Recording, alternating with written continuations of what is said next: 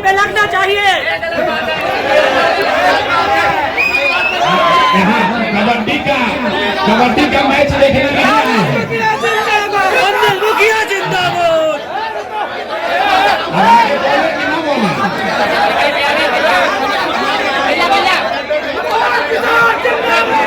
क्या कर रहे हो आप लोग? ये कौन तरीका है भाई?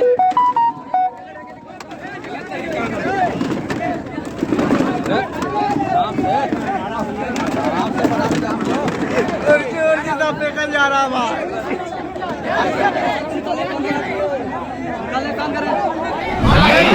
भैया बैठे ना।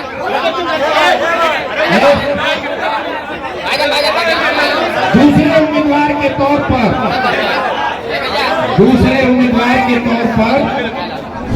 जिन साथी ने अपनी दावेदारी पेश की है वो यहाँ मिर्जा गालिब कॉलेज के प्रिंसिपल। नहीं चलेगा। आपसे पूछे हैं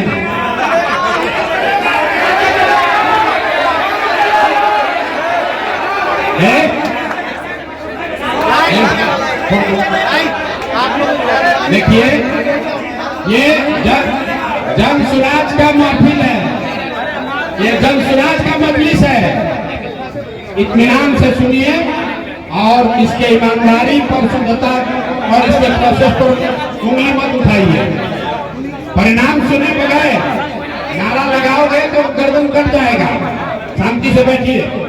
तो वीडियो आपने देखा, ये जनसुराज पार्टी के नेता प्रशांत किशोर हैं जो अपनी पार्टी को चुनाव के मैदान में उपचुनाव में उतार रहे हैं। लेकिन इन्होंने जिस उम्मीदवार की घोषणा की है बिहार के 4 सीटों पर, उसमें जाति समीकरण और जमात का समीकरण का इन्होंने बड़ा ख्याल रखा है। बक्सर के रामगढ़ सीट पर जब इन्होंने उम्मीदवार उतारा तो वहां से राजपूत उम्मीदवार उतारा, और बेलागंज में जब ये उम्मीदवार उतारने जा रहे हैं तो ये मुस्लिम समाज से उम्मीदवार उतार रहे हैं। और इस बात का ऐलान ये खुद कर रहे हैं कि बेलागंज के हिंदुओं ने कहा कि मुसलमानों को टिकट दिया जाए, इसलिए हिंदू भाई के पक्ष में आप ताली बजाकर इनका स्वागत करिए कि इन्होंने मुसलमानों को टिकट देने की बात कही है। और प्रशांत किशोर एक नहीं बल्कि 5 मुस्लिम उम्मीदवार को मंच पर लाते हैं और कहते हैं कि इन उम्मीदवारों को जो है इनमें से किसी एक को चुनना है, ये संभावित उम्मीदवार हैं और ये 5 लोग किसी एक सीट के लिए दावेदार बनकर आए हैं।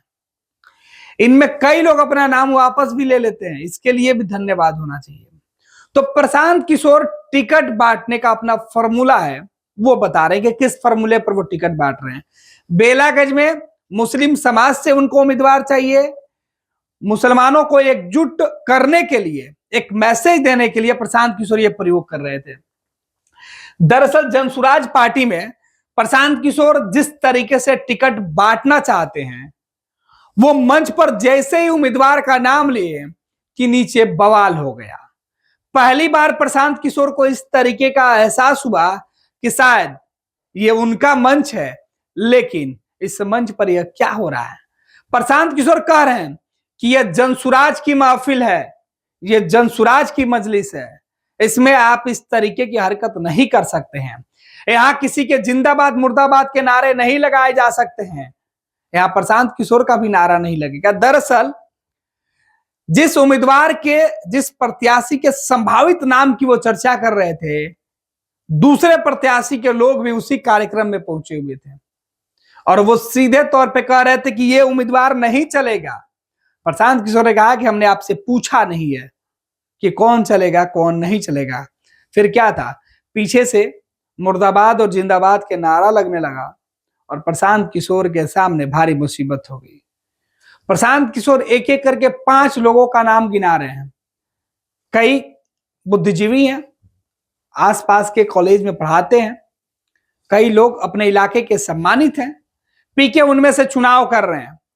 प्रशांत किशोर चुनाव के पहले ही लोगों में जिस तरीके के मैसेज देना चाहते हैं कि भाई मुस्लिम समाज में अगर 2, 3, 4, 5 गुट है तो वो गुट किस तरीके से अलग अलग, नतीजा देखिए। प्रशांत किशोर मंच से ज्ञान देते रहे, हिदायतें देते रहे, महात्मा गांधी की तस्वीर वाले झंडे की सीख देते रहे, लेकिन कार्यक्रम में जमकर कुर्सियां चली, कुर्सियां टूट गई। कुछ तस्वीरें भी पड़ी हुई है, उन तस्वीरों को भी देख लेते हैं। देखिए किस तरीके से यह प्रशांत किशोर के कार्यक्रम का यह मंच था और नीचे यह कुर्सी आपके मोबाइल स्क्रीन पर भी दिखाई पड़ रही है। देखिए कैसे कुर्सी चल रही है और ये कुर्सी टूट गई, ऐसी धाराशायी हो गई है। तो इस तरीके से जहां प्रशांत किशोर के जनसुराज वाले कार्यक्रम में जमकर कुर्सियां चली है, अब प्रशांत किशोर बिहार की सियासत में अपनी पार्टी को राजनीतिक पार्टी बनाने के लिए ऐलान तो कर चुके हैं। उन्होंने यह भी ऐलान किया कि 2025 का चुनाव लड़ना है, 2025 में सत्ता की कुंजी अपने पास रखनी है। लेकिन हाल में विधानसभा की 4 सीटों के लिए इलेक्शन कमीशन ने घोषणा कर दी। अब पीके कह रहे हैं कि अपनी पार्टी की शुरुआत इन 4 सीटों से हम करेंगे। चारों सीट पर उम्मीदवार उतारने का ऐलान कर चुके प्रशांत किशोर ने जब रामगढ़ सीट पर अपने उम्मीदवार का ऐलान किया तो कोई शोर शराबा नहीं हुआ। दरअसल प्रशांत किशोर रामगढ़ की सीट पर उम्मीदवार उतारने में जिस तरीके से जाति समीकरण को उन्होंने, जिस उम्मीदवार को उन्होंने उतारा है, उनका समीकरण वहां फिट बैठा। लेकिन बेलागंज जहां राजद के विधायक हुआ करते हैं सुरेंद्र यादव, जो अब सांसद बन चुके हैं, तो उनके इस्तीफे के बाद यह सीट खाली हुई थी। वो पहले जेडीयू में रहे, फिर राजद में रहे, बिहार सरकार में मंत्री बने, तो लंबे समय से बेलागंज इलाके पर सुरेंद्र यादव का जो है वो कब्जा रहा। तो प्रशांत किशोर ने यह तय किया कि उसी बेलागंज से, जहां से अब से पहले 5-6 दफे से तकरीबन 20-25 साल से यादव विधायक चुनकर आता था, तो अब वहां से मुसलमान को कैंडिडेट बनाना। दरअसल प्रशांत किशोर एम वाई समीकरण के फैक्टर में एम को तोड़कर यादव के खिलाफ लड़ाने की पूरी कोशिश में है। दरअसल राजद की तरफ से यादव समाज से आने वाला उम्मीदवार मैदान में हो सकता है, जनता दल यूनाइटेड की तरफ से भी यादव समाज का उम्मीदवार हो सकता है। लिहाजा प्रशांत किशोर ने यहां से मुस्लिम समाज से आने वाले व्यक्ति को उम्मीदवार होने का ऐलान किया और यहीं से प्रशांत किशोर की रणनीति जैसे ही लोगों के बीच पहुंची, कुर्सियां चलने लगी। प्रशांत किशोर रणनीतिकार हैं, वो रणनीति बनाते हैं, लेकिन उनकी रणनीति जब मंच पर आज दिखी, उसके बाद वो रणनीति कुछ इस कदर फेल होते हुए भी दिखी। प्रशांत किशोर का पूरा वीडियो हम आपको दिखाएंगे कि देखिए उन्होंने किस तरीके से अपने पार्टी का ऐलान किया, किस तरीके से हंगामा हुआ, किस तरीके से लोगों ने विरोध किया। हालांकि प्रशांत किशोर समझाने की लगातार कोशिश कर रहे थे कि इस पार्टी में जनसुराज जो है, उनकी जो पार्टी है, उसके मूल मंत्र क्या है, उसमें किसके नारे लगेंगे, किसके नहीं लगेंगे। लेकिन जो नेता अपने कार्यकर्ताओं को लेकर टिकट पाने की उम्मीद में पहुंचे हुए थे, अगर उनके नाम का ऐलान नहीं होता है तो इतनी खामोशी से कैसे वो बर्दाश्त कर जाते हैं। लिहाजा अंजाम इस तरीके से दिखाई पड़ रहा है। पूरा वीडियो देखिए, प्रशांत किशोर किस तरीके से टिकट का बंटवारा कर रहे हैं और टिकट का नाम और उम्मीदवार की चर्चा ही प्रशांत किशोर के लिए मुसीबत बन गया। हालांकि यह प्रशांत किशोर का अपने राजनीतिक कैरियर का यह पहला चुनाव है, जिस चुनाव की शुरुआत में, आगाज में ही प्रशांत किशोर को टूटी हुई कुर्सियां और एक दूसरे के ऊपर चलते हुए कुर्सियां देखने का मौका मिला। अपने ही लोगों के विरोध में अपने ही लोगों को खड़ा होते हुए देखने का मौका मिला है। खैर तस्वीरें देखिए। ये क्या कर रहे हो आप लोग? ये कौन तरीका है भाई?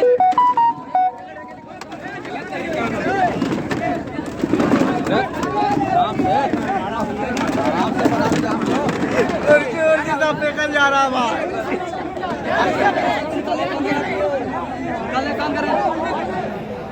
उसके आधार पर ये तय किया गया है कि बेलागंज से मुसलमान समाज का कोई साथी ही जनसुराज का उम्मीदवार बनेगा। और एक बार मैं अपने मुस्लिम साथियों से ये गुजारिश करूंगा कि उन सारे हिंदू भाइयों के लिए एक बार आप ताली बजाइए जिन्होंने स्वेच्छा से कहा है,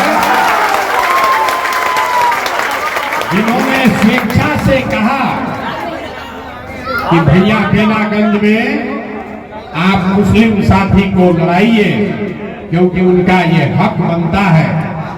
और सारे हिंदू समाज के अलग अलग लोगों ने, चाहे वो कुशवाहा हो, भूमिहार हो, अति पिछड़ा हो, दलित वर्ग के लोग हो, सब ने कहा है कि जल्द सुराज से भैया किसी मुसलमान साथी को चुनाव लड़ाइए, कोई दिक्कत नहीं। तो मैं चाहता हूं कि जैसे हिंदू भाइयों ने अपना दिल बड़ा किया है तो सारे मुस्लिम साथी भी एक बार इस बात का इस्तेमाल करें कि हिंदुओं ने इस बार आपस के हिंदू मुस्लिम झगड़े में पड़ने की बात नहीं की है। एक ही बात कही है कि कोई नेक दिल आदमी जो बेलागंज में सबको जाति धर्म से ऊपर उठकर यहाँ के लोगों की खिदमत करे, ऐसा आदमी चुनकर आना चाहिए। पिछले भाई साहेब कुल यहाँ पर 5 साथियों ने अपनी अपनी उम्मीदवारी पेश करी है। पहले उम्मीदवार के तौर पर अमजद साहब का नाम,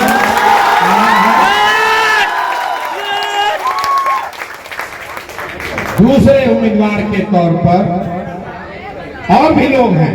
आपने तारीख में ये नहीं कहा कि पहले हो गए अमजद साहब, रिजल्ट से पहले ही एकदम उतावला हो गया और इसी पे लगना चाहिए। यहाँ कबड्डी का मैच देखने नहीं आए हैं। मुखिया जिंदाबाद।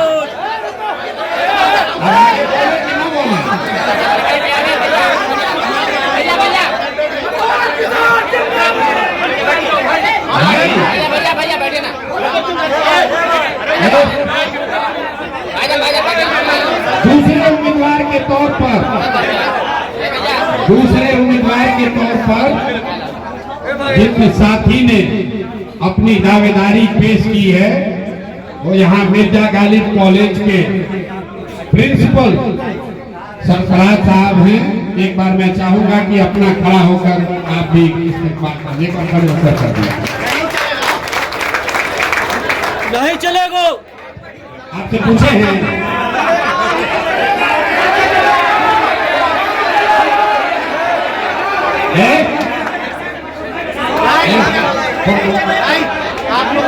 देखिए ये जन सुराज का महफिल है, ये जन सुराज का मजलिस है। इत्मीनान से सुनिए और इसके ईमानदारी पर, शुद्धता और इसके प्रोसेस पर उंगली मत उठाइए। परिणाम सुने बगैर नारा लगाओगे तो गर्दन कट जाएगा। शांति से बैठिए, आप हम पर दबाव नहीं बना सकते।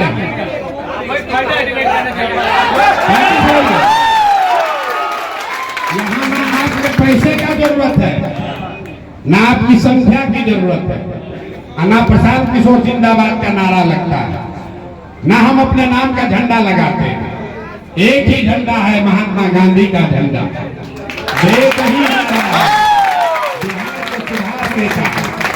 आप लोग सुनते हैं टिकट बिक गया 2 करोड़ में। हम आपको मन से यहाँ घोषणा कर रहे हैं, जो आदमी भी अभी चुनकर यहाँ तय किया जाएगा, गरीब से गरीब घर का भी अगर बच्चा चुनकर आएगा उसको जन सुराज अपने खर्चे पर चुनाव होगा।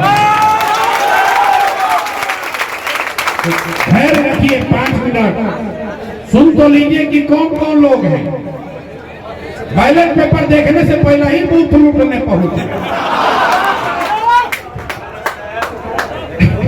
तीसरे साथी के नाम पर, तीसरे प्रत्याशी के तौर पर या संभावित उम्मीदवार के तौर पर मैथमेटिक्स के बहुत बड़े विद्वान और मिर्जा गालिब कॉलेज में ही प्रोफेसर, आप अपना एक बार परिचय।